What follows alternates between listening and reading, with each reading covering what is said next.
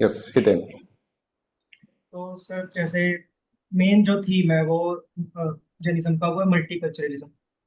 Jainism main इस बात पे फोकस करता है कि जोन से हम एक जो ह्यूमन है वो हमेशा पार्शियल नॉलेज गेन कर सकता है, क्योंकि एक ऑब्जेक्ट के पास इन्यूमरेबल वो है मतलब करेक्टरिस्टिक्स होते हैं। जो जैन की फिलोसफी है वो मेन रिलेटिविस्टिक प्लूरलिज्म के ऊपर फोकस करती है। तो यस। जैसे जैन ने डॉक्ट्राइन्स भी दी हैं जैसे स्यादवाद। तो स्यादवाद यही कहता है कि जो से इन्यूमरेबल करेक्टरिस्टिक्स हैं एक सब्सटेंस की। अपन है ना इन डॉक्ट्रिन्स पे अलग से डिस्कस करेंगे। एक आप ओके। ओवरव्यू दो कि जैन फिलोसफी का ओवरव्यू क्या है, आपको किस तरह से उसके अंदर क्या पॉइंट अच्छा लगा, क्या आपके पर्सपेक्टिव, मतलब हितेन जैन फिलोसफी के बारे में क्या सोचते हैं, ये अपन को बताना है। अपन को कोई एकेडमिक हम्म। बैकग्राउंड, एकेडमिक डायमेंशन में इसके अंदर डिस्कशन ओके। नहीं करना अभी, है ना, वो अपन करेंगे but after some time. Yes. ठीक है सर। तो बिल्कुल मुझे खुल तो के सर आपको यही बात बोलना अच्छी। है, सॉरी एक बार और मैं बोल दूं, बिल्कुल हाँ खुल के जी। बोलना है जो भी आप जैन फिलोसफी के बारे में समझे हैं। मतलब एक ऐसा नहीं कि बस एग्जाम के ठीक है। पर्सपेक्टिव से बोल रहे हैं, एक डायमेंशन आपको अपने दिमाग में क्या आ रहा है जैन फिलोसफी के नाम से। Yes please okay. Hiten. Sir ये बात अच्छी लगी कि जैनिज्म सिखाता है रिलीजियस टॉलरेंस। मतलब एक जैनिज्म एक ऐसे टाइम पे इमर्ज हुआ था जब बहुत सारे रिलीजियस डॉगमास वगैरह हमारे सोसाइटी के अंदर थे। तो वो यही सिखाता है कि मतलब अच्छी तरह से प्यार मोहब्बत से गिरा जा सकता है। जरूरी नहीं है कि रिलीजन में मतलब डिस्प्यूट्स हों। सबके व्यू पॉइंट्स को रिस्पेक्ट करना सीखो। ये सिखाता है कि मतलब जरूरी नहीं है कि एक ही बात सच हो, उसके अलग अलग व्यू पॉइंट्स भी हो सकते हैं। ये कहना चाहता ठीक है। Yes. Manoj will tell us about Jain Jain philosophy के बारे में। मनोज का समझते हैं। तो सर जैन में बताया गया है कि जो नॉलेज है is multi dimensional and we being the limited beings are can खाली कुछ ही एस्पेक्ट देख सकते हैं उसके। Hmm. We are limited being. तो हम्म। इससे क्या होता है कि you allow the different interpretation of the same thing, same subject, same reality. तो हम्म। इससे क्या होता है, social inclusion, social cohesiveness, hmm. दूसरों के पॉइंट ऑफ व्यू को रिस्पेक्ट करना, हम्म। ये सब चीजें सोसाइटी में आती हैं। So it allows multiculturalism. Okay. It is not denying any particular, it's not stubborn about a particular stand. Hmm. It's saying what you are saying is not incorrect. It hmm. is it is just one aspect. It is very not good. it is not incorrect. It is correct, but it is not complete truth. It's explained with the example of a elephant which is being touched by six blind men. Everybody देखो would upon give अगर a ये elephant वाला example ले, कितना अच्छा example है। मतलब एक चीज से अपन को ये समझ में आ जाता है कि मल्टी डायमेंशनल एस्पेक्ट होते हैं ऑब्जेक्ट के, और हम उसको पर्सपेक्टिव अपने अपने अलग अलग होते हैं। जैसे आज के जमाने में अगर हम बात करें तो हम सोचते हैं कि यार ये जो थॉट प्रोसेस कर रहा है ये गलत है, बट उसके पर्सपेक्टिव से तो वो सही है। हमारे पर्सपेक्टिव से हो सकता है कि मेरे को हितेन अच्छा लगता हो, किसी को अच्छा लगता हो मनोज अच्छा लगता हो, किसी को श्रुति अच्छी लगती हो, सबके अलग अलग पर्सपेक्टिव है। तो ये एक तरह से ब्रॉडनेस ऑफ द माइंड यहाँ पर दिखा रहा है जैन फिलोसफी, है ना। अच्छा हम गार्गी से पूछते हैं। गार्गी 2 मिनट में बताओ जैन फिलोसफी के बारे में क्या सोचते हो आप। Yes, so Jain philosophy basically they believe in the multiculturalism theme and इन्होंने जो soul है and the eternal heavenly bodies उनको illusion नहीं माना but they are truth। Good. तो जैसे जीवा soul and पुद्गल धर्म अधर्म ये सब चीजों को इन्होंने वैलिडेट किया है कि they exist and like Charvaka इन्होंने इसको रिफ्यूट नहीं करा कि ये एग्जिस्ट ही नहीं करते। Also according to Jain philosophers कुछ भी एब्सोल्यूट नहीं है, everything is not absolutely true. किसी के पर्सपेक्टिव से एक चीज हो सकती है और वही चीज दूसरे के पर्सपेक्टिव से अलग चीज हो सकती है। तो इसीलिए they used a word syad and Syadvada theory उन्होंने प्रोपाउंड करी, जिससे ये हो जाता है कि not refuting the existence of some other perspective. और इन्होंने ये भी बताया कि there are two types of knowledges which the Jain philosophers gain. एक तो हमें होती है इमीडिएट नॉलेज, जो हमें इमीडिएटली अपने सोल को विदाउट एनी कार्मिक कार्मिक बॉन्डेज। बर्डन उससे होता है, एंड दूसरा मीडिएट नॉलेज वो हमें थ्रू हमारे सेंस ऑर्गन से रिसीव होती है। तो ये भी कॉन्सेप्ट थोड़ा सा अलग है बच्चों, है ना। ये कॉन्सेप्ट आगे जाके आप प्लेटो जब पढ़ेंगे ना तो उसके अंदर भी आपको ये कॉन्सेप्ट समझ में आएगा, क्या ना। प्लेटो ऐसे बोलता है कि जो सोल होती है स्टार्टिंग में उसको सब कुछ पता होता है, पर जैसे वो बॉडी में आती है ना तो वो भूल जाती है। तो what we are doing in this world is that कि वी आर रिमेम्बरिंग द, जो वो भूली हुई चीजें हैं उनको हम रिमेम्बर कर रहे हैं, और उसके लिए हमको एक टीचर की रिक्वायरमेंट होती है। ऐसा प्लेटो का थॉट है। इनका भी थॉट यही है कि भाई सोल के पास वैसे तो 100% नॉलेज होती है, पर कर्मों के बॉन्डेज के कारण, कर्म जब उसके चिपक जाते हैं तो उसकी पावर कम हो जाती है, इनफाइनाइट पोटेंशियल जो होता है उसका कम हो जाता है, उसकी इनफाइनाइट नॉलेज कम हो जाती है। और इसके कारण क्या होता है कि इसके कारण फिर सोल को सेंस ऑर्गन की मदद चलती है कि भाई तेरी मदद ले लूं, आंख, कान, मुंह, नाक, राइट, इस तरह की इन सब की सेंस ऑर्गन्स की मदद से फिर वो नॉलेज को गेन कर पाती है। तो बैसाखियां उसकी इस तरह से है। तो जैसे ही कर्म हटते हैं तो हमको इनफाइनाइट नॉलेज हो जाता है और यही केवल ज्ञान है, राइट। तो ये भी कॉन्सेप्ट थोड़ा सा अलग है, थोड़ा अच्छा कॉन्सेप्ट है इसके अंदर कि बॉन्डेज के कारण। वैसे तो सारी फिलोसफी कह रही है ये चीज, पर इसने थोड़ा सा अलग करके इसके अंदर बताया। Yes, Anjali Sharma want to say something. Jain philosophy जल्दी से 2 मिनट का कुछ आपको बोलना है तो। सर बेसिकली जैन फिलोसफी का मतलब जो ओपिनियन था वो यही था कि वो अपने रिलीजन को ज्यादा मतलब डोमिनेट नहीं करना चाहते थे। वो कहते थे कि हर एक का रिलीजन या हर एक के थॉट्स इक्वली वैल्यूएबल है। कोई मल्टीकल्चरलिज्म एस्पेक्ट उसमें आता था। और मतलब वो कहते थे कि कोई भी एस्पेक्ट हो, मतलब ऐसा नहीं होता कि गलत है, बट वो कुछ इनकम्प्लीट हो सकता है। बट जैसे कि वो न्याय थ्योरी देते थे, कोई हम्म भी एस्पेक्ट गलत होता है कंप्लीट होता है। और उसको कंप्लीट करने के लिए हमको उसका स्पेस टाइम एंड सब कुछ कंसीडर करके बोलना चाहिए, जो कि उनकी थ्योरी ऑफ त्यागवाद थी। और सिमिलरली उन्होंने ये कंसीडर किया था कि किसी भी एक रियलिटी की बहुत सारे इन्यूमरेबल कैरेक्टरिस्टिक्स होते हैं, जिनकी वजह से जिससे हमारी थ्योरी ऑफ अनेकांतवाद आई थी कि मतलब कि बहुत सारी रिलेटिविस्टिक एंड मतलब प्लूरलिज्म जो उनका वो था बेसिकली थॉट कि प्लूरलिस्टिक रियलिज्म। और हम्म उनका एक और point था कि जैसे वो एक्सेप्ट करते थे परमानेंट प्लस चेंज को।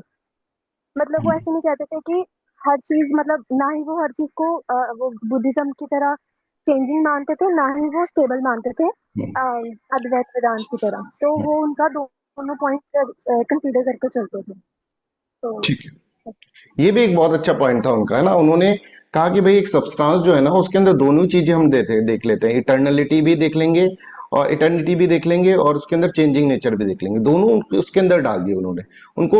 जैसे अब अगर हम ट्रेडिशनल थॉट की बात कहेंगे तो वो तो हमेशा कहेगी कि भाई इटर्नली है, रियलिटी को इटर्नली मानो, ठीक है, जो रियलिटी होती है वो इटर्नल होती है।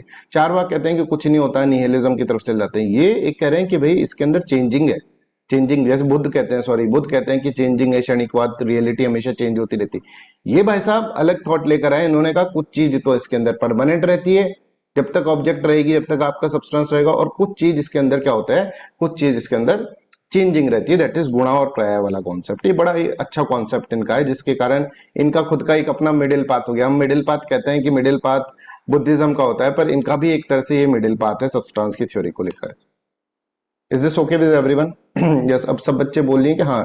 श्रुति, अगर आप बोल पा रहे हैं तो please tell us about the Jain philosophy. आपके पर्सपेक्टिव से जैन फिलोसफी कैसी आपको लगी?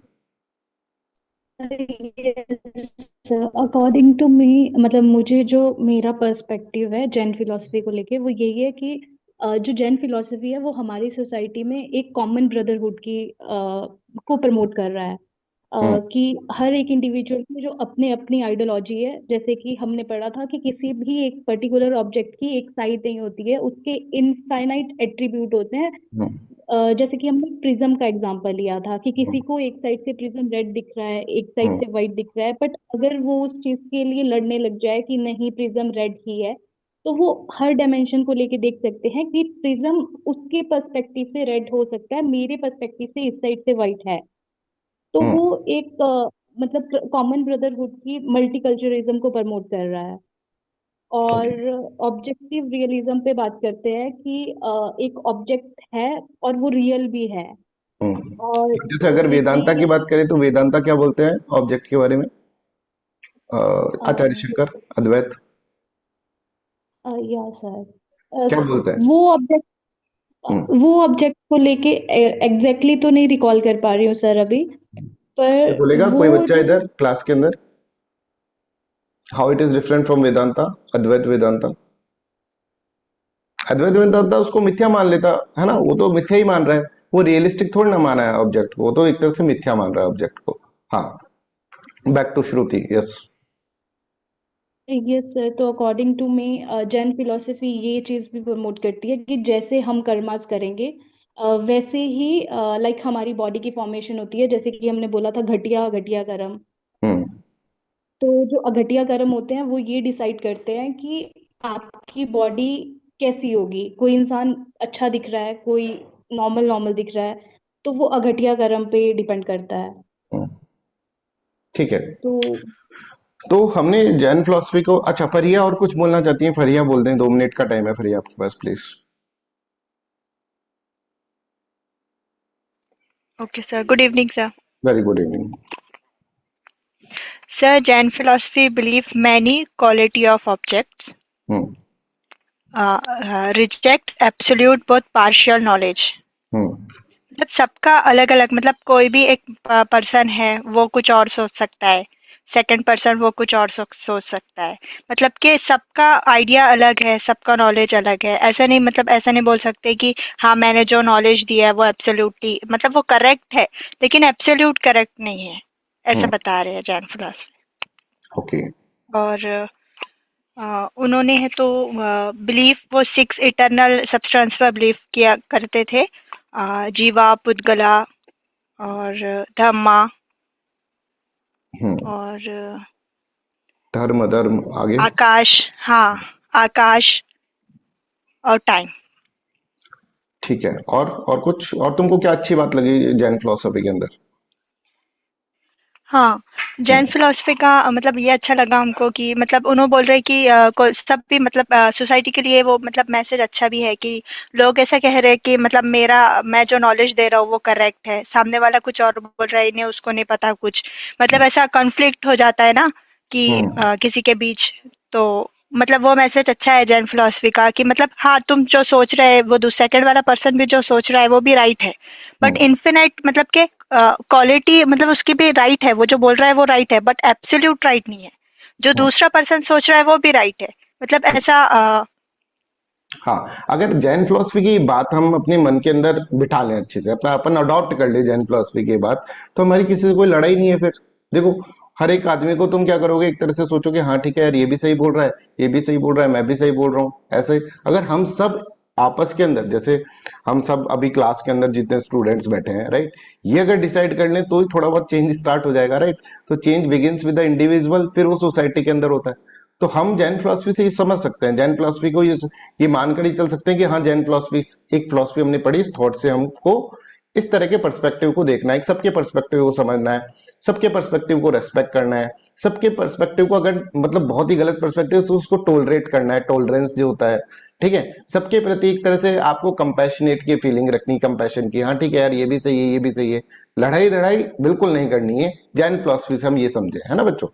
अब चलो हम थोड़ा सा इसके अंदर और बात समझते हैं। हम स्टार्ट करते हैं शादवाद से, है ना। तो देखो शादवाद का जो कौन सिद्धांत है, इससे पहले अनेकांतवाद, देखो शादवाद कैसे आएगा, पहले अनेकांतवाद, फिर न्यायवाद, फिर शादवाद, है ना। तो इस सीरीज में अनेकांतवाद क्या बोल रहा है कि अनेकांतवाद बोल रहा है भाई देयर इज इनफाइनाइट क्वालिटीज, ठीक है, ऑब्जेक्ट के अंदर इनफाइनाइट क्वालिटी है। न्यायवाद ऐसे बोल रहा है कि हर जो चीज है उसको हम क्या कर सकते हैं, उसके उसके एक पार्शियल व्यू होता है, हर एक पर्सन का पार्शियल व्यू होता है, क्योंकि ह्यूमन बीइंग जो है बड़े लिमिटेड है। और शादवाद क्या बोल रहा है, शादवाद ऐसे बोल दे रहा है कि भाई इसको बोलने का तरीका मैं आपको बता देता हूँ, शात लगाकर हमको बोलना चाहिए, राइट। इस तरह से शादवाद वाला सिद्धांत बोलते हैं। तो एक बार कोई ऐसा बच्चा को जो कि इन तीनों को एक बार सिक्वेंशली बता सके, अनेकांतवाद, फिर न्यायवाद, फिर शादवाद, ठीक है, थोड़ा पूरा का पूरा, और फिर उसके ऊपर हम डिस्कस कर सके। Anybody in the class can volunteer this?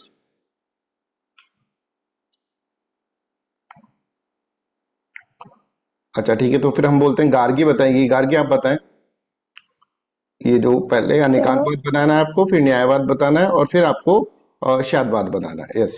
Sir एका अनेकात्वाद तो मैंने आई गेस करा नहीं, आई गेस वो लास्ट लेक्चर में, अभी मैंने वो देखा नहीं है। ओके। बट न्यायवाद और स्यादवाद आई कैन टेल।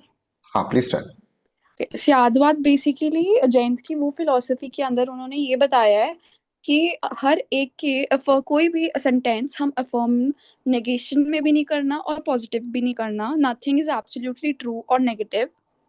तो उन्होंने कहा है कि we use a word syad before a sentence, like syat asti, स्यात् नस्ति। ऐसे ही उन्होंने 7 स्टेटमेंट्स प्रोपाउंड किए थे, स्यात् अस्ति, नस्ति, अवक्तव्यम, एंड देन स्यात् अस्ति अवक्तव्यम, स्यात् नस्ति अवक्तव्यम, स्यात् अस्ति नस्ति अवक्तव्यम। इसके अंदर अस्ति मीन्स विच इज ट्रू, जो कि है, नस्ति मीन्स जो नहीं है, एंड विच डजंट एग्जिस्ट, और अवक्तव्यम मीन्स जो कि इनडिस्क्राइबेबल है। तो सियादवाद की थ्योरी के अंदर उन्होंने हमें एक एग्जाम्पल देके भी ये समझाया कि एक 6 ब्लाइंड मैन और एक एलिफेंट होता था, जिसके अंदर हर एक को हमने कह दिया था कि दे विल इंटरप्रेट कि उनको क्या लग रहा है, वो चीज़ क्या है। तो उसके अंदर सारे 6 के 6 लोगों ने जो इंटरप्रिटेशन की थी वो बहुत डिफरेंट थी, बिकॉज उनके पर्सपेक्टिव से जो वो फील कर रहे थे उनको वो लगा, जैसे जो ईयर्स को टच कर रहा था उसको लगा था कि वो फैन है, जो उसके लेग्स को कर रहा था उसको लगा वो पिलर है, जो उसकी टेल को कर रहा था उसको रोप लगी। ऐसी इन 6 लोगों ने बहुत अलग अलग अपने इंटरप्रिटेशंस बताए और उन्होंने बोला कि नहीं यही ट्रू है, लेकिन ये सब उनके पॉइंट ऑफ व्यू से था, from their own point of view. इसका मतलब ये नहीं कि वो उनकी तरफ से सही है तो दूसरी तरफ से भी सही होगा, तो ये पार्शियल जजमेंट था, तो उसको तो अपन ऐसे इम्पार्शियल कह सकते बनाने हैं के इन दिस लिए। Every judgment is valid but only from a particular standpoint, we can say that, है ना? Yes sir. तो दैट इज न्यायवाद, वो न्यायवाद है। अब इसको कैसे हमको बोलना है प्रैक्टिकली लाइफ के अंदर, कैसे बोलना है, that is known as Shadvada. Okay. ठीक है, जिसके अंदर हम स्टेटमेंट यूज कर रहे हैं दैट इज नोन एज शादवाद। और अनेकांतवाद इज नथिंग बट अनेकांतवाद में कि एक ऑब्जेक्ट का इनफाइनाइट क्वालिटीज होता है, इनफाइनाइट एट्रीब्यूट्स होता है, इनफाइनाइट उसके अंदर चीजें होती हैं, दैट इज ओके। अनेकांतवाद। ऐसा है। एक और होता है, अगर मान लो मैं किसी ऑब्जेक्ट को ऐसे समझूं कि उसकी एक ही पर्सपेक्टिव को मैं देखूं और उस पर अड़ जाऊं मैं, तो उसको बोलते हैं एकांतवाद। अनेकांतवाद होता है ना, एक होता है एकांतवाद जिसके अंदर आप क्या है, ऑब्जेक्ट के एक ही पर्सपेक्टिव को देखकर उस पर ही अड़े हुए हो, दैट इज नोन एज एकांतवाद। अच्छा, अब हम है ना कंसेप्ट ऑफ नॉलेज पे मैं ओपन कर रहा हूं, किसी को भी जो बोलना है ना आपस के अंदर आप डिस्कस करो, एक बार आपस में भी डिस्कस करना स्टार्ट करो। कंसेप्ट ऑफ नॉलेज में कोई कुछ भी बोलना चाहता है तो please raise your hand and please tell me, because यहाँ पर आप ज्यादा बोले तो ज्यादा बेटर है, मैं तो बोलता ही रहता हूँ क्लास के अंदर, आपको पहली बार मौका मिल रहा है। तो कंसेप्ट ऑफ नॉलेज के बारे में कैसा आपको लगा, क्या है, क्या क्या चीजें आप उसके बारे में बोल सकते हैं, please tell me, anybody in the class can volunteer. हाँ जी सर, जैसे कंसेप्ट ऑफ नॉलेज में जैसे आपने अभी बताया कि एकांतवाद था, तो ऐसे हमने पढ़ा था दुर्नीति, मतलब बैड जजमेंट पढ़ा था हमने। जैसे उसमें भी यही था कि कोई मतलब हम एक ही व्यू पॉइंट पे अगर हम स्ट्रक कर जाएं तो उसे एक बैड जजमेंट है, क्योंकि हम दूसरे व्यूज को हम अकोमोडेट नहीं कर पा रहे उसमें। तो इसके लिए वो स्यात लगाना जरूरी था। ये अगर स्यात लगा दिया किसी स्टेटमेंट के आगे, तो वो भी एक्चुअली वो भी एक पार्शियल स्टेटमेंट को इंडिकेट करता है स्यात भी। पर इसका मतलब ये है कि हम एक्सेप्ट कर रहे हैं कि ये हमारा स्टेटमेंट पार्शियल है। Concept of knowledge, mediate immediate knowledge, वो ही थे। अच्छा, सॉरी सॉरी, हम्म, मैंने दूसरा वाला स्टेटमेंट थ्योरी बोल दी। हम्म,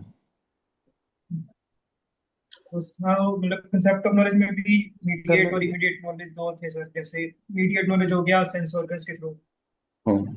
उसमें भी जैसे कि कोई भी नॉलेज हम जो इमीडिएट सेंस ऑर्गन्स के थ्रू हम ले रहे हैं वो मीडिएट हो गया।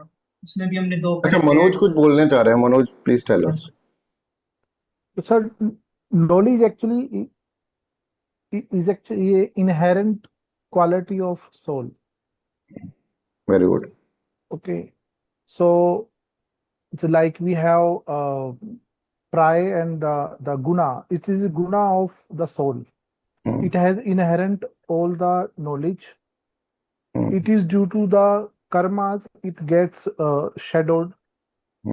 Okay, so now when we come to know, now we want to know about the things through our senses.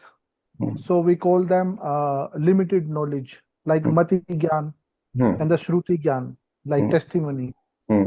While the another way of attaining the knowledge when we don't use our sense organs, where we get the real knowledge or the quality knowledge, they are categorized into three categories. One is clairvoyant, Leading and branch, yes. and mana praya Hmm. and Kevalya Gyan. Hmm. So Jainism has talked about how we can how a soul get bondage and how it get liberated also Hmm. by following the right conduct, Hmm. donations and the humanitarian stuff and all those things. Hmm. We can get the Kevalya Gyan. Hmm. And he talked about what are the different levels and what are the what kind of what do you say the levels the individual souls get when he into a particular substrata of the knowledge actually. तो जब भी हम इसमें ना एक point आप ये add कर सकते, जब भी हम बॉन्डेज लिबरेशन कर रहे होंगे ना, तो हमें ये बताना पड़ेगा कि अल्टीमेटली जो सोल जो होता है ना, जब वो बॉन्डेज के अंदर से हट जाता है तो उसको इमीडिएट नॉलेज होती है, वो आप कंक्लूजन के अंदर लिख लेना, केवल्य ज्ञान उसको प्राप्त हो जाता है, वो ओमनिशेंट हो जाता है, और उसको ही हम केवल्य ज्ञान बोलते हैं, और वही एक तरह से क्या है, एक तरह से लिबरेटेड फॉर्म है, राइट। तो लिबरेटेड फॉर्म इसकी भी नॉलेज से रिलेटेड है कि इग्नोरेंस को हटा के नॉलेज के ऊपर है। इग्नोरेंस मतलब जैसे अपने जो कर्म है, जो गलत कर्म है, उनको हटाएंगे तो सोल के पास क्या हो जाएगी, सोल के पास कंप्लीट नॉलेज आ जाएगी, और वो नॉलेज ही केवल्य ज्ञान है जो उसके पास पहले से थी, है ना। ऐसे अपन को कभी बॉन्डेज लिबरेशन लिखना हो तो आप इसके अंदर लिख सकते हैं। Anybody else want to say something else, मतलब कुछ पढ़ाया हो उसके अंदर से आपके दिमाग में कुछ और थॉट आ रहा है कंसेप्ट ऑफ सोल को लेकर, कोई बताना चाहता है तो प्लीज टेल मी। सो यही कि अकॉर्डिंग टू जैन्स जो वो था नॉलेज वो हम ग्रास्प नहीं कर सकते, वो ऑलरेडी इनहेरिटेड होती थी सोल के अंदर। ठीक है, और फिर वही उन्होंने दो पार्ट्स के अंदर डिवाइड कर दिया कि जिससे हमें नॉलेज पता चलती है। एक तो वो था immediate knowledge which is paroksha I guess. इसमें ना मनाप्राय वाली जो नॉलेज है that is known as telepathy, उसके बारे में कोई कुछ बताएगा और कुछ इंटरेस्टिंग कुछ आपको पता हो टेलीपैथी के बारे में? टेलीपैथी सर ये था कि जब एक इंसान is free from all the jealousy and other feelings जो एक इंसान फील करता है टुवर्ड्स द अदर पर्सन, तो वो उस दूसरे इंसान के थॉट्स को प्रिसीव कर लेता है, इंटरप्रेट कर लेता है अपने आप अपने सोल के अंदर, लाइक अपने मन में कि ये है, तो उस हिसाब से हो जाता है सर आई गेस। हाँ, तो मतलब अपन देख रहे हैं कि अपन दूसरे की, हाँ मनोज कुछ बोल रहे हैं, please Manoj, sorry. Yeah, so Uh, getting to know what other is thinking in his mind. So that is manapraya condition. और सर टेलीपैथी में हमने जैसे कि पढ़ा था क्लास में, आपने एग्जांपल दिया था, टेलीपैथी इज दैट कि जब कोई इंसान पर्टिकुलरली जब उसके अंदर से वो एग्रेशन एंगर या फिर किसी के लिए जेलेसी है वो खत्म हो जाती है, तो वो देख पाता है जो हम अपनी मतलब अपनी सेंस ऑर्गन से, मतलब जहां तक हमारी सेंस ऑर्गन्स नहीं देख पाती है वो चीज वो देख पाता है। जैसे कि किसी डायरेक्शन में आपने एग्जांपल दिया था कि कोई इंसान पर्टिकुलरली उस डायरेक्शन में है और वहां गुम हुआ है, जैसे कि हम ये बाबा वगैरह के पास पूछने जाते हैं कि कोई इंसान गुम हो गया है तो अब वो कहाँ पे होगा, तो पर्टिकुलरली उस चीज को बताना, it's telepathy according to me. Telepathy कितना अच्छा कॉन्सेप्ट है, देखो इससे एक चीज हमको पता चलती है, अगर टेलीपैथी ट्रू है, राइट, जो कि हम देखते हैं माइंड रीडर्स होते हैं ना कई लोग, जो अपने माइंड को बोलते हैं हमको सोच रहे हैं और वो रीड करके बता देते हैं, है ना। ऐसे यूट्यूब पे भी आप देखते होंगे, हम कुछ सोच रहे हैं और वो रीड करके बताएंगे भाई तुम ये सोच रहे हो, अभी तुम्हारे दिमाग में ये चल रहा है। तो इसका मतलब क्या है कि अगर आपके अंदर इस तरह का आपने अपने अंदर क्या कर लिया है कि एक पावर जो अपनी सोल के अंदर, सबके अंदर ऐसी पावर होगी सोल के अंदर कि वो दूसरों के मन की बात पढ़ सकती है, तो इसका मतलब हम सब एक यूनिवर्स के पार्ट ही हो गए ना, और कहीं ना कहीं हम सबका सोल जो है इंटरकनेक्टेड ही हो गया ना, हम सबका माइंड जो है वो इंटरकनेक्टेड ही हो गया। समझ में आ रहा? अगर मैं आपकी बात, जैसे गार्गी क्या सोच रही है अभी मैं बता दूं, तो इसका मतलब मैं कहीं ना कहीं गार्गी से भी कनेक्ट हूं। मनोज क्या सोच रहा है मैं बता दूं तो मैं मनोज से भी कनेक्ट हूं, मतलब मैं एक यूनिवर्स के, हम सब अंश हैं, हम सब यूनिवर्स के पार्ट हैं। हम टेलीपैथी के बारे में इस तरह से बोल सकते हैं, है ना।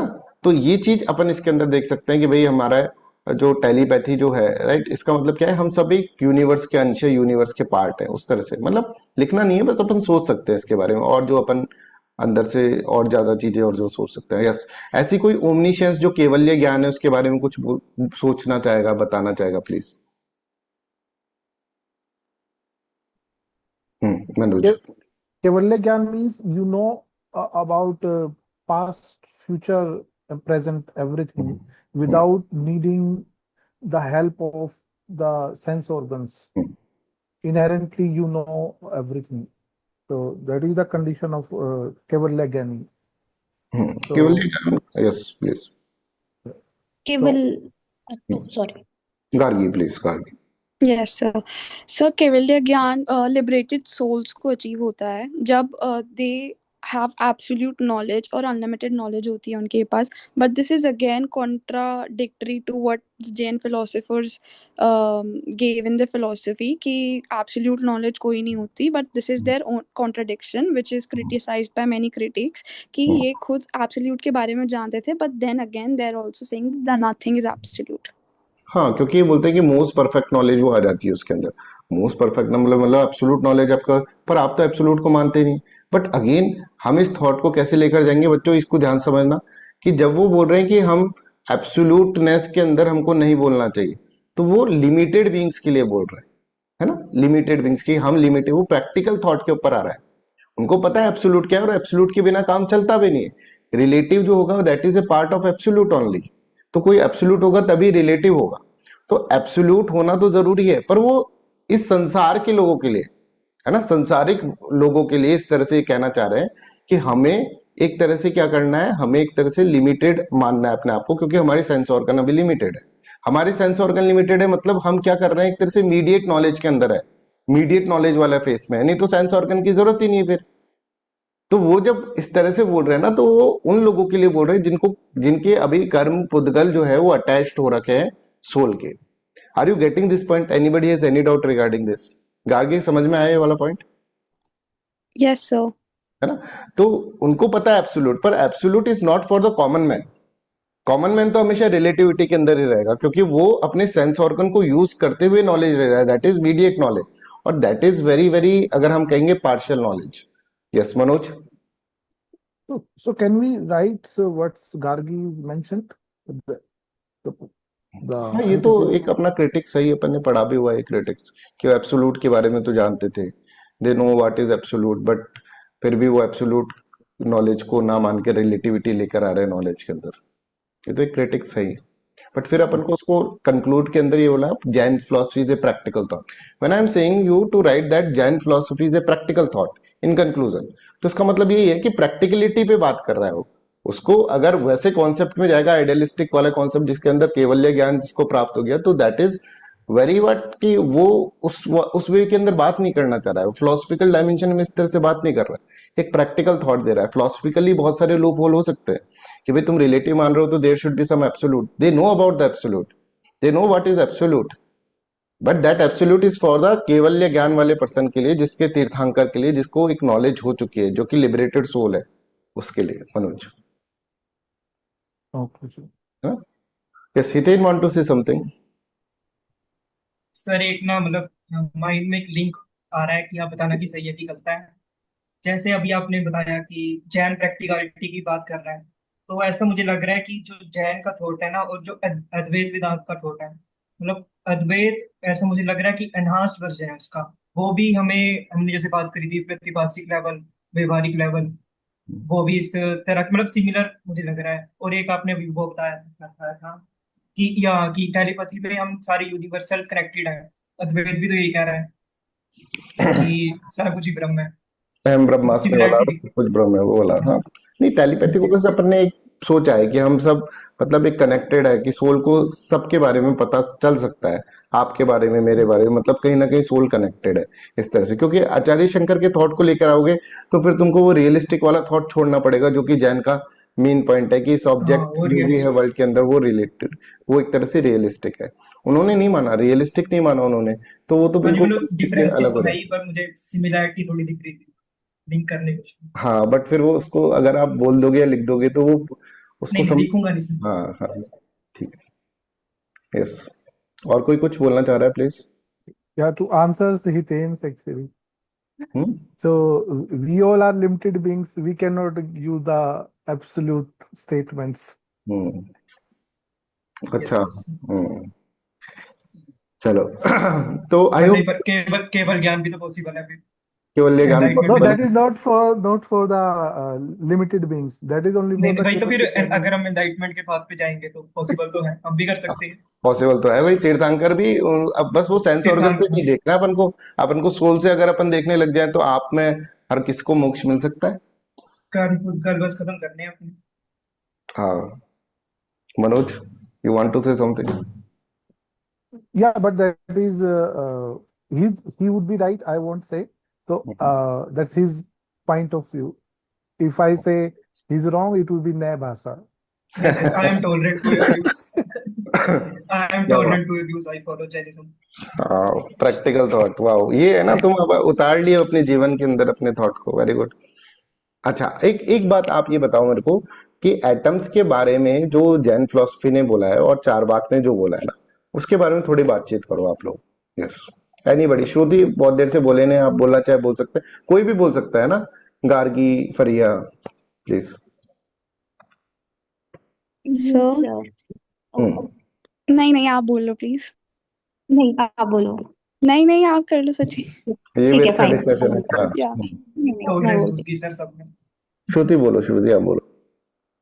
सर, जो जैनिज्म में एटम बताया हुआ है, तो जब उन्होंने कैटेगराइज किया हुआ है सब्सटेंस को, तो वो जीवा, अजीवा में, फिर अजीवा इज फर्दर डिवाइडेड इनटू पुद्गलास, और पुद्गलास को जब डिवाइड करा है अणु और परमाणु में, तो उन्होंने अणु को बोला है कि ये पर्टिकुलरली वो एटम नहीं है। एयर, जो हम अर्थ, एयर, फायर, वाटर की बात करते हैं, पर जब हम वो पर्टिकुलरली वो एटम नहीं है जो मुझे अभी तक याद है। हम्म, पर जो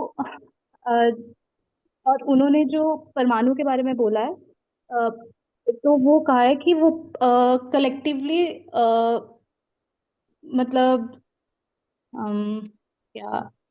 चलो श्रुति, अब जो भी बच्चा बोलेगा ना उसके ध्यान से सुनना वो क्या बोल रहा है ना। अच्छा, परमाणु नहीं होगा तो वो संघात है ना, अपन ने बताया था वो संघात है, अणु और संघात। हाँ, Gargi want to say, please Gargi. Yes sir. Sir according to Jains जो एटम था उसको अणु बुलाते थे, एंड वो इटर्नल और बहुत ही इनडिविजिबल था। And basically atoms further disintegrate नहीं हो सकते थे, बट उनके अंदर इंटीग्रेशन की क्वालिटीज थी, इंटीग्रेट होते थे। एंड एटम्स के सारी क्वालिटीज सेम थी, सारे यूनिवर्सल क्वालिटीज के एटम्स थे which combined together to form objects, और जिनकी क्वालिटीज फिर जो डोमिनेट करती थी वो वाली चीज उसके अंदर उस हिसाब से मैटर बनता था। जो वेरी 4 क्वालिटीज थी इसके अंदर वो थी smell, touch, colour good. And one was taste, right. फिर उससे वो earth, fire, air and water वाले मैटर्स को क्रिएट करते थे विच वाज कॉल्ड संघात।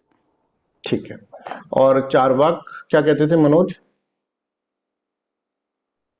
Charvak only recognizes 4 elements: earth, water, air, fire. है ना, It उसने did एटम not. को ही अर्थ, फायर, एयर, वाटर बोल दिया है ना। इन्होंने एटम Yes. को एक ही माना है, सेम क्वालिटी वाइज सेम है, राइट। अच्छा। And they did not talk about time and space. They recognize the time as well. Giant hmm, kilo. हाँ, टाइम और स्पेस भी माना है फॉर Yes. Integration disintegration. अच्छा, कोई धर्म अधर्म के बारे में बातचीत करना चाहेंगे आप लोग, धर्म अधर्म के बारे सर धर्म एक मीडियम है जो मोशन को हेल्प करता है, जैसे वाटर हेल्प करता है फिश को तैरने के लिए। में? मतलब एक मीडियम हो गया। और जो वो अधर्म है वो रेस्ट के लिए सिमिलर चीज करता है, जैसे मान लो कोई पासर बाय एक पेड़ की छाया के नीचे रेस्ट कर देता है, वो हम्म, वैसा। और कुछ? Yes Shruti, sir yes Gargi please. धर्म बेसिकली मोशन में जो ऑब्जेक्ट्स होती हैं वो था, अधर्म जो एक्टिव नहीं है, रेस्ट पोजीशन में है, वो था। अपन जैसे इनिशिएट नहीं करता धर्म। इनिशिएट तो हमको ही करना पड़ेगा, ठीक है। देखो एक्चुअल में क्या होता है, इसको अपन वैसे कॉन्सेप्ट से भी जोड़ सकते हैं कि एक चीज होती है धार्मिक, कुछ ऐसे होता है ना कि धार्मिक है, कोई होती है अधार्मिक, मतलब जो कुछ अधार्मिक ताकतें होती हैं, कुछ धार्मिक ताकतें होती हैं। जैसे कोई अपना गोल है, गोल तक आपको पहुंचना है, पर बीच में कोई आपको रोकने की कोशिश कर रहा है ना, जिसको अपन बोलते हैं अधार्मिक चीजें हैं जो आपको रोकने की कोशिश कर रही हैं, राइट। कोई ऐसी पुण्य आत्मा है जो आपको क्या कर रही है, एक तरह से उसकी तरफ जाने की कोशिश करवा रही है, ठीक है, वो आपके लिए धर्म हो गया। जैसे मान लो जैसे अपन कहते हैं कि पहले तपस्या करते थे, है ना, साधु संत तपस्या करते थे, तो राक्षस लोग आते थे, उनकी तपस्या को भंग करते थे, तो वो अधार्मिक लोग हो गए, उनके लिए उसकी तपस्या को भंग कर दिया था। कुछ लोग होते थे जो उनके एक तरह से पैर वैर दबा के जाते थे, उनके लिए अच्छा सोचते थे कि भाई उनके आसपास सफाई करके जाते थे, राइट, क्योंकि सालों सालों तक तपस्या चलती थी पहले, तो वो लोग हो गए धार्मिक, है ना। तो हमारे भी लाइफ के अंदर है ना, कुछ लोग होते हैं धार्मिक, कुछ अधार्मिक, कुछ होते हैं हमको पीछे खींचने वाले। ऐसी ताकत होती है, क्या करेगा पढ़ के, सो जा, बैठ जा, चला जा, खेलने चलते हैं, मॉल में घूम लेते हैं, राइट, कुछ ऐसे होते हैं। कुछ होते हैं धार्मिक, जो कि हमको हमेशा मोटिवेट करते रहते हैं, स्पेशली और पेरेंट्स, वो कहते हैं कि हाँ भाई नहीं नहीं तुमको आगे बढ़ना ही है, राइट, इस तरह से। तो ऐसे अपन उसको सोच सकते हैं। Yes Manoj. Yeah, so dhar as I think they already mentioned. So, but dharma and adharma, like they are opposed, but they are similar so far because they are both are eternal actually. हाँ। Both are formless yes. and non-moving stuff like that. बिल्कुल बिल्कुल। They they they exist. They prevail everywhere. So बिल्कुल। those are the attributes of that are dharma. Similarities we can say, है ना Manoj. Yes. हाँ। चलो अब bondage liberation के बारे में बात करते हैं। अच्छा, कर्म के बारे में बात करते हैं। कर्म है ना थोड़ा सा अलग तरीके से डिफाइन करा है इन्होंने। अगर तुम्हारा ऐसा क्वेश्चन भी आ सकता है कि कर्म जो है, फिर ये आप भी बोल सकते हैं ना, जब भी बोलना हो बोल देना, बस ग्रुप डिस्कशन में ऐसे बोल देना है बस आपको, है ना। बिल्कुल बीच में भी बोल सकते हो आराम से, ग्रुप डिस्कशन में कोई दिक्कत नहीं है। अच्छा, कर्म जो है ना उन्होंने कुछ अलग बताया कर्म के बारे में, तो वो आप कुछ एक्सप्लेन करना चाहेंगे, एनीबडी इन द क्लास।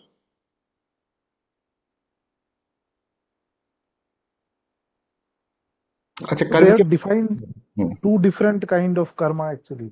तो हम्म, घटिया कर्म and अघटिया कर्म actually. चलो ठीक है, वो तो इन्होंने क्लासिफिकेशन कर दिया कर्म का। और कुछ और फिलोसफीज ने जैसे कर्म को बोला है ना, इन्होंने कर्म को एक तरह से पुद्गल माना है ना, कर्म पुद्गला अपन ने लिखा है कॉपी के अंदर। कर्म को एक तरह से पुद्गल माना है इन्होंने, दैट इज डिफरेंट। कि और फिलोसफी कर्म को इस तरह से कोई सब्सटेंस नहीं मान रही, उन्होंने पुद्गल वाला जो सब्सटेंस होता है ना वो माना है, राइट। पुद्गल के अंदर अणु और परमाणु होते हैं, तो वैसे अणु और संघात होते हैं ना, तो वैसे एक तरह से उन्होंने बताया कि भाई जो परसीव नहीं कर सकते ऐसा पुद्गल है, जो दिखता नहीं है पर है पुद्गल। तो एक रियलिटी मान ली उन्होंने, एक सब्सटेंस का पार्ट मान लिया उन्होंने, कि जब भी हम क्या होते हैं, जब भी हम एंगर में, मोह के अंदर, लोभ के अंदर होते हैं, तो वो जो होता है वो कर्म पुद्गल जो होता है वो रिलीज होता है। और कार्मिक को एक तरह से मैटर माना है ना अपन ने, कहा karmic matter unites with the soul, ऐसे लिखा है ना अपन ने नोट्स के अंदर। तो कर्म को उन्होंने एक तरह से पुद्गल माना है, जो कि और फिलोसफी ने उसको इस तरह से इतनी इज्जत नहीं दी है कर्म को, right, as compare to this, right. उसको मेटाफिजिकल डायमेंशन में ही बात करी उसको, पर इसको भी एक तरह से रियलिटी माना है उसने। ये भी कहीं ना कहीं एटम से मिलकर ही बना होगा कर्म, इस तरह से इन्होंने माना है। यस मनोज। हाँ, एनीबडी इन द क्लास। तो भाई उन्होंने कर्म को एक पार्टिकल की तरह माना है हाँ जो सोल को स्टिक कर जाते हैं। हाँ, जो सोच के स्टिक कर जाता है, पर वो हमको दिखते ही नहीं है, पार्टिकल, सटल ठीक है। पार्टिकल है, सूक्ष्म पार्टिकल, वही वो वैसा। क्रोध, लोभ, मन, माया, इन चारों की हाँ। वजह से वो बढ़ते जाते हैं। वो हम्म, मतलब वो भी बड़ा था, हमने क्या कहते हैं, असरवा, जब फ्लो स्टार्ट होता है तो असरवा कहते हैं उसको। और जब अच्छा। बंधन में हो जाती है, मतलब बंध कहते हैं उसको, हम्म, कि बन जाती है सोल कर्मों की वजह से। तो हम्म, इन सबको फिर हमें मतलब लिबरेशन के लिए हमें वो सम्यक दर्शन, सम्यक ज्ञान और सम्यक चरित्र, राइट हाँ knowledge, faith and conduct follow करना पड़ेगा। हाँ, ये अपन जो संवर होता है ना, ठीक है, संवर जो स्टॉपेज होता है, उसके लिए अपन को हाँ। त्रिरत्नांत वाला कॉन्सेप्ट फॉलो करना पड़ेगा। और एक होता है निर्जरा।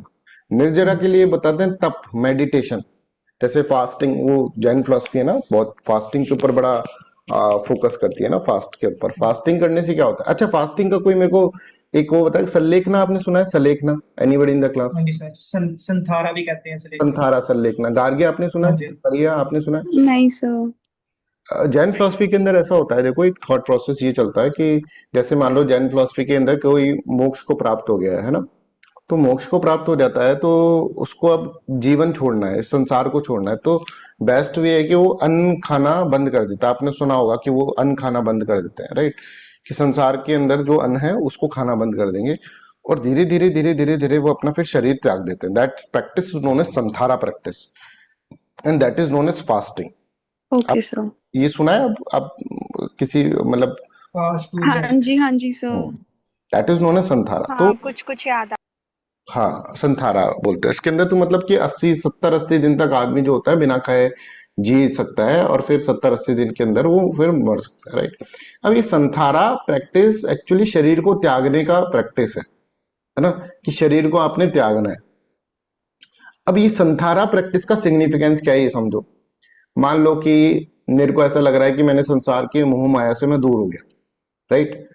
तो और मान लो मैं हुआ नहीं, मुझे लगता था कि हाँ मैं हो गया, मैं मतलब किसी ने मेरे को मतलब वो कर दिया, मोटिवेट कर दिया, मैं ज्यादा मोटिवेट हो गया और मैं संसार की वस्तुओं से दूर हो गया, ऐसा मेरे को लग रहा है मेरे मन में।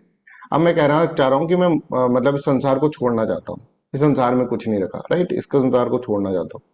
तो एक तरीका ये भी हो सकता है कि भाई मैं पहाड़ पे चढ़ूं और कूद जाऊं, मर गया, शरीर त्याग दिया मैंने। पर वो तरीका नहीं अपना रहे जैन फिलोसफी वाले, कह रहे हैं कि संथारा करो। संथारा करो मतलब लंबे समय तक आपको क्या करना है, भूखे रहना है, और भूखे रह के फिर आपको अपना शरीर को त्याग करना है। Anybody in the class can tell me the significance of this, क्यों ऐसा वो कर रहे हैं? वैसे तो मैंने बता दिया है, फिर भी आप लोग बताओ।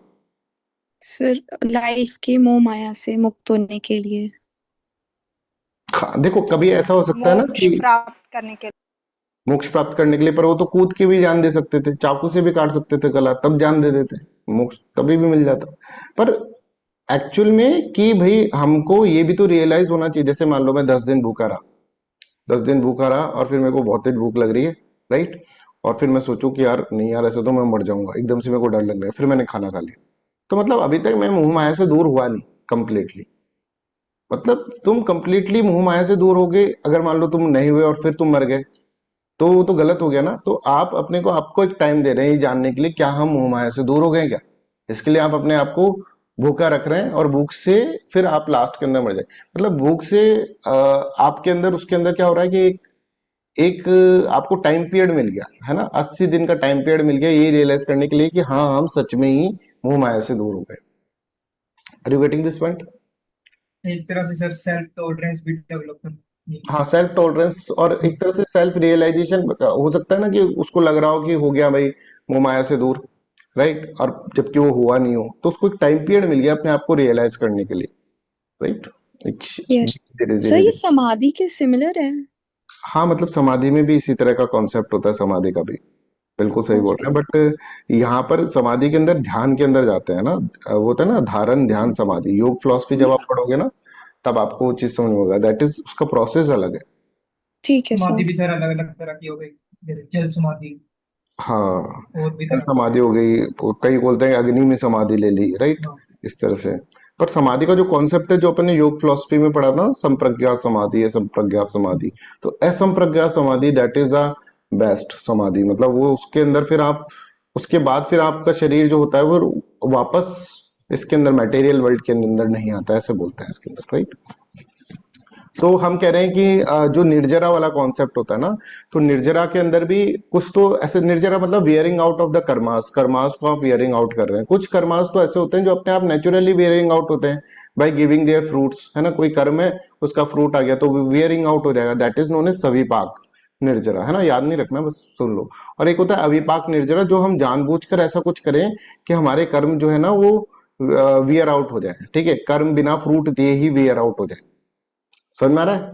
कर्म जिसको अपन बोलते हैं कृत प्रणाश, राइट, कर्म बिना फ्रूट। तो उसके लिए ये बोलते हैं कि मेडिटेशन करो, तप करो, मेडिटेशन करो, है ना। तो कुछ उन्होंने एक्सटर्नल तप बताया, कुछ इंटरनल तप बनाया। एक्सटर्नल तप में से वन ऑफ द तप इज फास्टिंग करने से। फास्टिंग करने से आपका क्या है कि जो कर्म है बिना आपका फ्रूट दिए ही वियरिंग आउट हो जाएगा उसका कर्म का, राइट। जो अपन ने आगे चल के पढ़े, गार्गी आपको थोड़ा आगे चलना पड़ेगा, 41st क्लास के अंदर हमने वो पढ़ा है कर्मा थ्योरी के अंदर, है ना, तो उसको आप समझ में आ जाएंगे। Okay sir.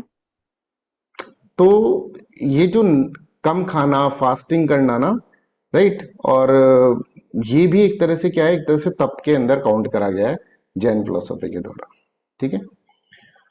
अच्छा, और कुछ अपन डिस्कस करना चाहते हैं इसके बारे में? Anybody want to sir discuss? आजकल तो ये फास्टिंग का कंसेप्ट ट्रेंड में भी है, जैसे ज्यादा इंटरमिटेंट ज्यादा मतलब इंटरमिटेंट उसको फास्टिंग ज्यादा करने को कहते हैं। फास्टिंग मैंने इस बार, पिछली बार है ना नवरात्रा पे, पिछली से पिछली बार नवरात्रा पे फास्ट करा था। मैं आपको बता सकता हूँ जो मेरे कैलोरी इनटेक था ना, वो नॉर्मल डे से ज्यादा हुआ करता था। इतनी सारी चिप्स खा लें, ठीक है, इतने सारे यस सर, व्रत का तो यस आजकल सर, मीनिंग व्रत यही व्रत हो गया के कि कारण। ज्यादा खाना है उस दिन पर। मैं, हाँ, तो मैं ये देखता था उस वक्त, आपको साइकोलॉजी भी इस तरह से हो जाता है ना कि यार व्रत करा है आज तो भूख लगनी ही लगनी है, भूख लग रही है, हर वक्त ही भूख लगती रहती है, फिर पूरा ध्यान उधर है। तो मेरा कैलोरी इनटेक अगर मैं काउंट करूँ ना, तो वो इतना ज्यादा था कि भाई भगवान भी आके बोल रहा होगा कि तुम मत ही करे व्रत, है ना।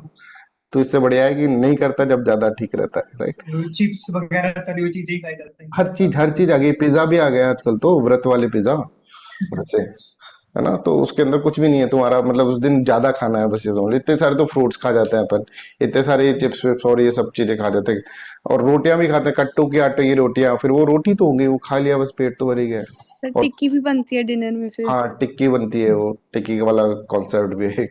तो उसके अंदर सब कुछ आ ही रहा है ना, ऑयल जा रहा है आपके शरीर में, सब कुछ ही जा रहा है सब। पर ठीक है, चल रहा है जैसे चल रहा है। पर मजा आता है व्रत करने में, ऐसा है ना। एक तो दूसरे लोग देखते हैं, नहीं नहीं भाई नवरात्रा के व्रत कर रखे, तो अलग ही रेस्पेक्ट मिलता है, प्लस खाने को भी बहुत अच्छी अच्छी चीजें मन मन की मिलती है। साइकोलॉजिकल इफेक्ट है बस, तो इट्स बेटर कि, सेटिस्फेक्शन। हाँ। ठीक है बच्चों, तो आज का क्लास अपन इतना ही रखते हैं। That's all for today's class. ऐसे आप मेरे को बताना कुछ इसके अंदर और इम्प्रूवमेंट करना है तो आप लोग मेरे को मैसेज कर सकते हैं ना। डिस्कशन अपन कर रहे हैं तो एक आपको सबको समझ में तो आ ही रहा है। देखो एक थॉट प्रोसेस तो डेवलप हो ही गया है जैन फिलोसफी के अंदर, कैसा क्वेश्चन आया। डिस्कशन करने से फायदा होगा, पर उस फायदे को आपको ऑब्जर्व भी करना पड़ेगा, है ना। चलो, that's all for today's class. Thank you so much.